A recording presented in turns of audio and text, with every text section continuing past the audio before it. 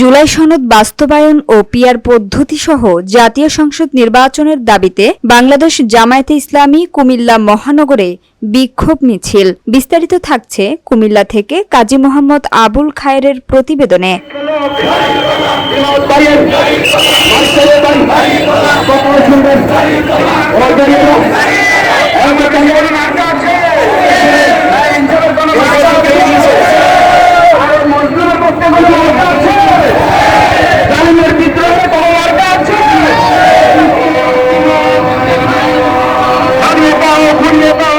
গত 25 অক্টোবর বিকাল 4 ঘটিকার সময়ে কুমিল্লা মহানগরীর শাখা বাংলাদেশ জামায়াতে ইসলামী উদ্যোগে বিশাল বিক্ষোভ মিছিল কান্দিপাড় থেকে রাজগঞ্জ হয়ে চকবাজার গিয়ে শেষ হয়। উপস্থিত ছিলেন কুমিল্লা জাতীয় সংসদ নির্বাচনী 6 এলাকার জামায়াতে ইসলামীর মনোনীত প্রার্থী কাজী দীন মোহাম্মদ। বিক্ষোভ মিছিলে মহানগরীর নেতৃবৃন্দ সহ সংশ্লিষ্ট সকল কর্মী। মনোনীত প্রার্থী বলেন, আগামী ফেব্রুয়ারি মাসে নির্বাচনের আগে জুলাই সনদ বাস্তবায়ন ও পিআর পদ্ধতিতে নির্বাচনী দাবি পূরণে সরকারকে আহ্বান জানান এবং তিনি বিক্ষোভ মিছিল সমাপ্তি ঘোষণা করেন।